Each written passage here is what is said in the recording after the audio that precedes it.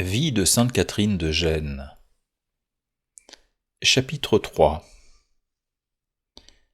Mariage de Catherine et ses suites. Une terrible et douloureuse épreuve était réservée à Catherine. Elle avait perdu son père en 1460 ou 1461, et l'exercice de l'autorité paternelle était dévolu à Jacques, frère aîné de la sainte. Gênes était alors le théâtre des querelles les plus violentes entre les Adorni et les Frégosi. La République était alternativement sous la seigneurie des rois de France et des ducs de Milan, et se trouvait mêlée à toutes les guerres occasionnées par la succession de Naples. Une anarchie épouvantable régnait fréquemment dans la ville. Les deux familles rivales s'arrachaient tour à tour le pouvoir et passaient du siège ducal à l'exil. Prosper Adorné fut élu doge en 1461. La seigneurie était en ce moment aux mains des Français. Paul Frégosse, archevêque de Gênes, ayant ourdi une conspiration contre eux, les fit expulser du territoire génois. La lutte entre les Adorni et les Frégosi recommença, le doge s'enfuit et fut remplacé par Louis Frégosse, auquel son parent, Paul, homme ambitieux et dur, enleva le pouvoir. Ce dernier réunit ainsi sur sa tête la double dignité archiépiscopale et ducale.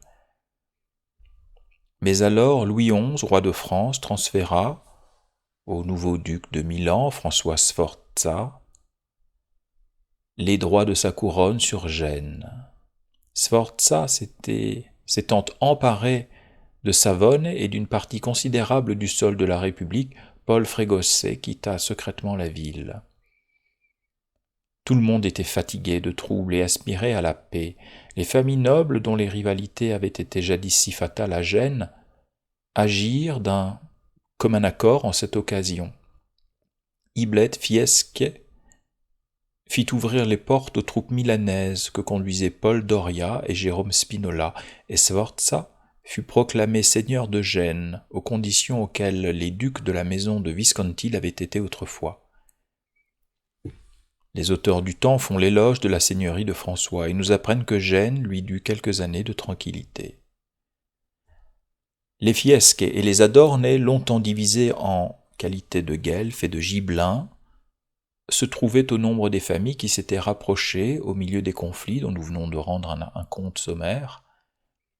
Jacques Fiesque voulut cimenter la réconciliation par un mariage afin d'en assurer la durée. Il s'entendit avec sa mère et proposa la main de sa sœur, Catherine, à Julien Adorne, fils de l'un des chefs de cette puissante maison. Julien accepta, et l'on fut promptement d'accord sur les conditions de cette union, dont le jour fut fixé au 13 janvier 1463. Le futur s'engagea à demeurer pendant les 2 premières années de son mariage chez la mère de Catherine, et il assura à son épouse la possession d'une fort belle maison qu'il possédait sur la place de Sainte-Agnès. Catherine ne fut instruite de ce qui se préparait qu'après la conclusion de tous les arrangements préliminaires. Elle en ressentit une inexprimable affliction, car elle avait toujours conservé l'espérance d'être reçue au monastère de Sainte-Marie des Grâces, au moment où son âge rendrait son admission possible. Son désir de se retirer dans un couvent, de prendre à jamais congé du siècle, de ses plaisirs et de ses dangers, de vivre uniquement pour l'époux divin que son cœur s'était choisi, de lui consacrer sa virginité, n'avait jamais varié depuis le temps où elle en avait entretenu pour la première fois son confesseur. Cependant, habituée dès sa plus tendre enfance à vivre dans la parfaite obéissance de sa mère, et à voir l'ordre divin dans tout ce qui lui advenait de la part des créatures, la sainte se soumit, sans se permettre une plainte ou un murmure, humble victime sacrifiée à des intérêts de famille.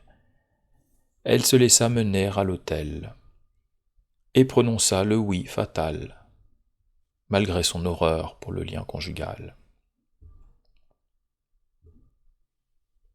Il lui apparaissait comme une lourde croix qu'elle devait traîner à la suite de Jésus-Christ sur la montée du calvaire.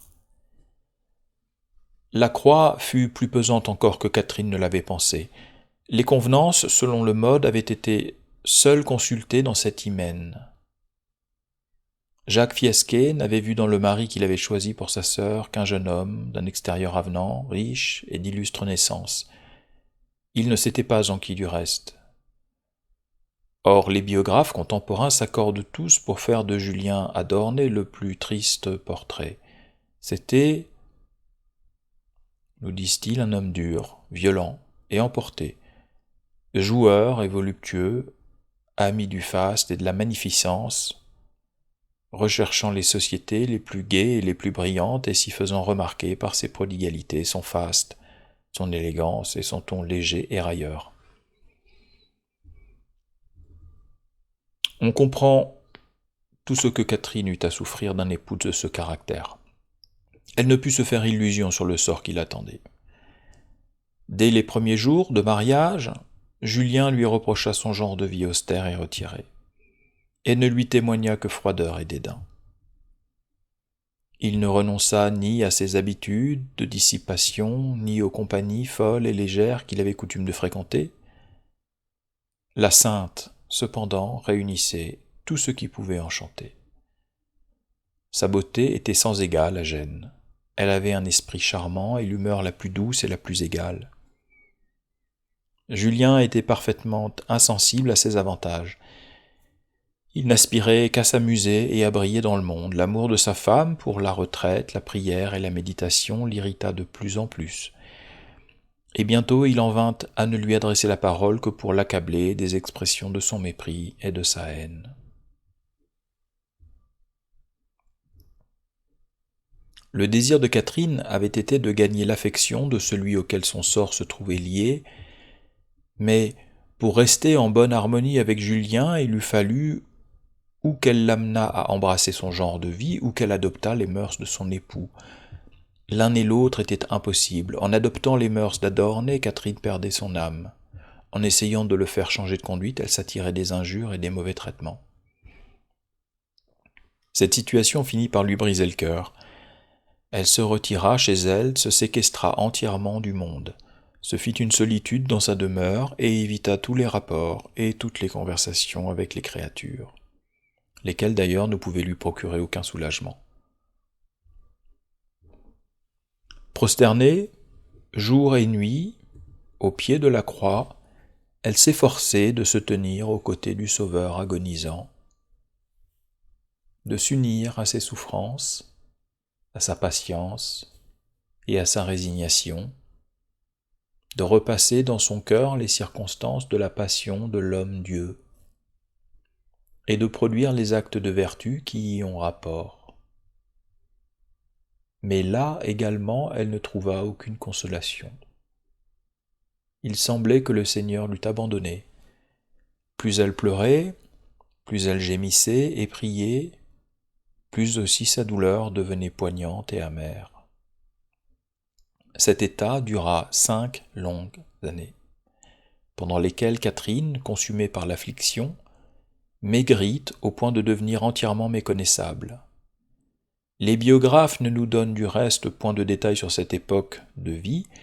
Ils se bornent à nous dire qu'elle fut absolument sevrée de toute consolation et que la conduite de Julien Adorné devint de jour en jour plus scandaleuse et plus mauvaise. Cependant, les parents de notre sainte, se repentant, peut-être, de l'avoir obligée à contracter un mariage qui avait eu de si funestes conséquences, effrayés aussi de son excessive maigreur, et croyant que son genre de vie solitaire et mortifié était la principale cause de son changement, eurent recours à toutes sortes de moyens et d'artifices pour la rendre au monde. Tantôt il lui représentait que sa manière d'être était indigne de sa naissance et du rang qu'elle tenait dans la société. Tantôt il lui disait qu'en continuant à vivre de la sorte, elle compromettait sa santé au point de se rendre coupable d'une espèce de suicide et de mettre aussi en danger son salut éternel. Enfin, Catherine se laissa prendre à leur sophisme.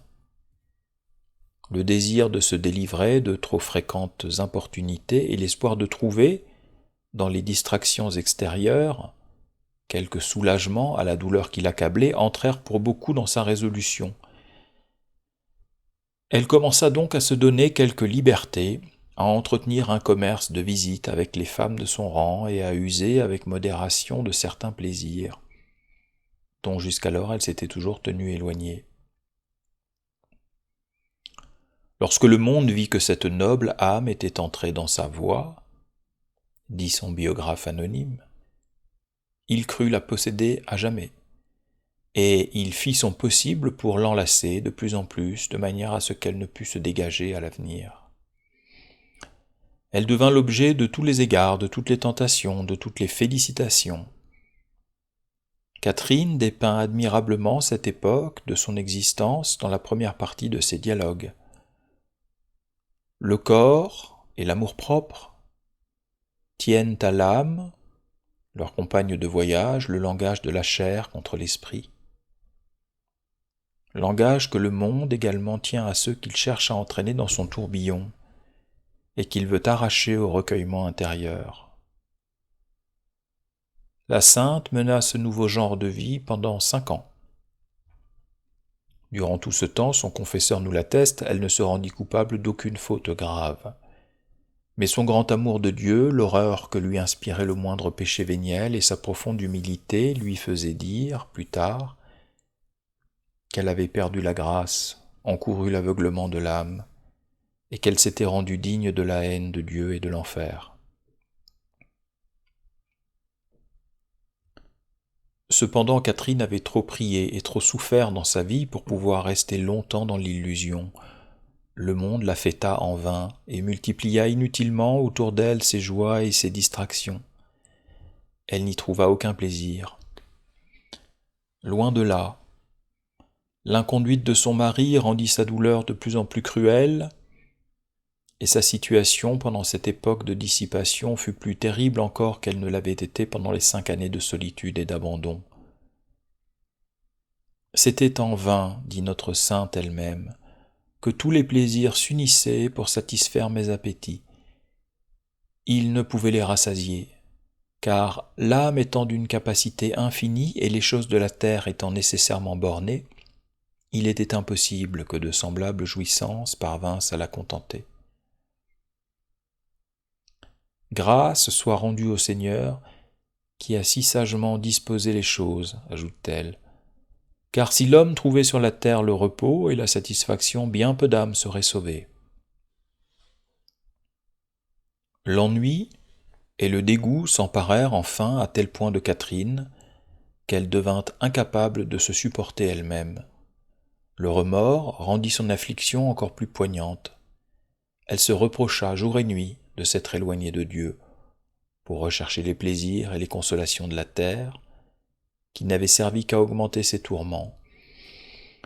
Le désir de rompre avec le monde et de briser avec le siècle s'empara de son cœur, mais elle ne savait comment s'y prendre, ni à qui s'adresser pour trouver secours et conseil. Telle était sa situation en l'an 1474 après 10 années de mariage. Lorsque la veille de la fête de Saint-Benoît, elle entra dans l'église consacrée à ce saint.